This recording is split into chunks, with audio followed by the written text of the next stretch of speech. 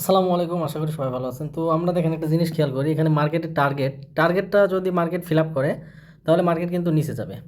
তো আমি এখানে আগেই অগ্রিম ট্রেড নিয়ে রাখলাম, কোনো কারণে যাচ্ছে মার্কেট এখান থেকে টাচ করে নিচে নেমে আসতে পারে, এই জন্য আমি ট্রেড নিয়ে নিছি। সো টার্গেট হচ্ছে এই উইক পয়েন্ট পর্যন্ত, ঠিক আছে। এই শ্যাডো লেভেল মার্কেটের টার্গেট হচ্ছে, টোটালি শ্যাডো লেভেলটা ফিল আপ করবে, এরপরে মার্কেট এখান থেকে আবার নিচের দিকে যাবে অথবা এরকমভাবে ওপরের দিকে যাবে, কিন্তু টার্গেটটা মার্কেট ফিল আপ করে তারপরেই নিচে যাবে। তো এখানে যেহেতু অল্প স্পেস ছিল, জায়গা ছিল অল্প এই লেভেলটা ফিল আপ করার জন্য, তো আমি এই জন্য ডাউনে ট্রেড নিয়েছিলাম। কিন্তু দেখেন মার্কেট তার টার্গেট ফিল আপ করে ফেলছে, পরবর্তী ট্রেডটা হবে আমার শিওর শট ডাউনে। তো এই যে এই জিনিসটা, এটা আমি কিন্তু জাস্ট এখানে মার্কেট দেখেই বুঝতে পারছি।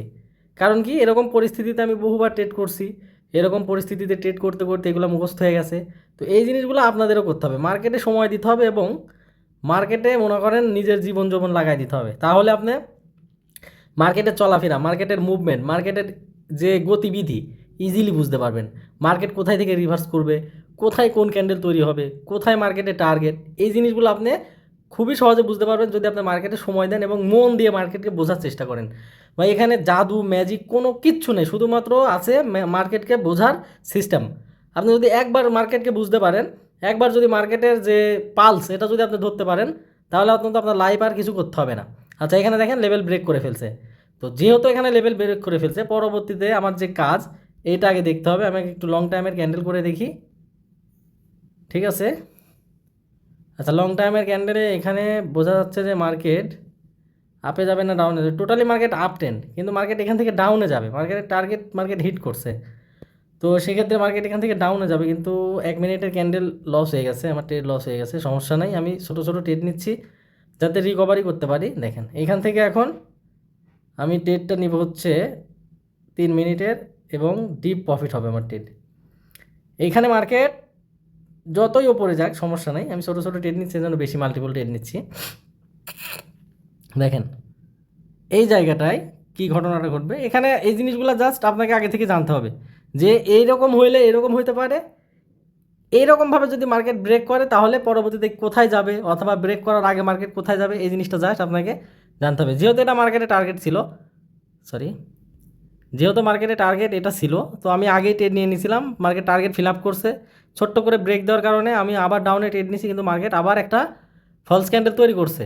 বা বলতে পারেন এই যে উপরে যে প্রাইস ছিল 166.600, এই লেভেলটা ফিল আপ করছে, এই লেভেলটা ফিল আপ করে মার্কেট কিন্তু দেখেন ঠিকই ডাউনের দিকে নেমে আসতেছে, এবং আমার ট্রেড ডিপ প্রফিট হবে এবং পরবর্তী মার্কেট ডাউনেই ক্লোজ দিবে। ট্রেড নিচে হচ্ছে 3 মিনিটের, ওকে। এটা আমার শিওর প্রফিট হবে আমি জানি, কারণ এখানে মার্কেট কি করবে এটা অলরেডি আমি দেখে ফেলছি বা বুঝতে, এই যে এই জিনিসটা জাস্ট এটাই, এই ক্যান্ডেলগুলো দেখেই কোন ক্যান্ডেলটা হলে কি হইতে পারে এটা আপনাকে আয়ত্ত করতে হবে। কোন ক্যান্ডেলের পরে মার্কেট কিভাবে নিচে যাবে, কোন ক্যান্ডেল হওয়ার পরে মার্কেট উপরে যাবে, ক্যান্ডেলের আচরণ, লেভেল, সাপোর্ট, রেজিস্ট্যান্স, প্রাইস, এই জিনিসগুলো জাস্ট আপনাকে বুঝতে হবে। এখন এখানে দেখেন যদি কারো ব্যাক টু ব্যাক দুইটা লস হতো, সে তো প্যানিক হয়ে যেত, সে ভাবতো মার্কেট আপ ট্রেন্ড, এখন এখানে আপে টোটালি ক্যান্ডেল গ্রিন ক্যান্ডেল তৈরি করতেছে, আমি আপে ট্রেড নিই, আর আপে ট্রেড নিলে কিন্তু ডিপ লস হইতো।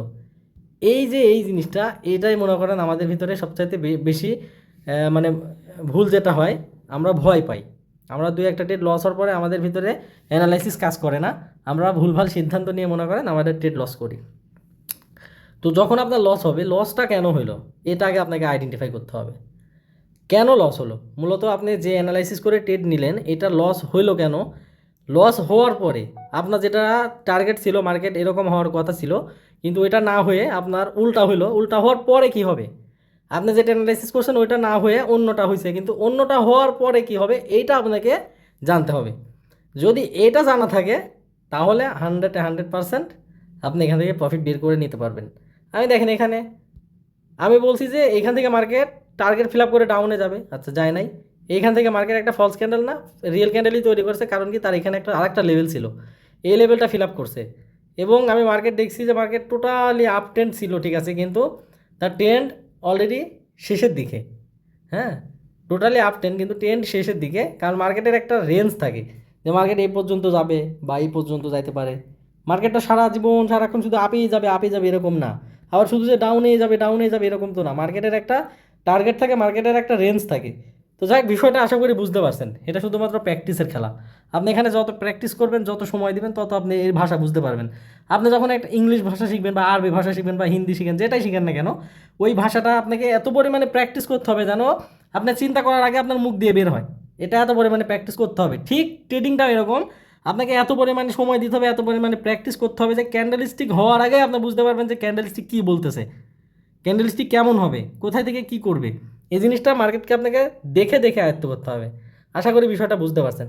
ঠিক আছে, সবাই ভালো থাকবেন।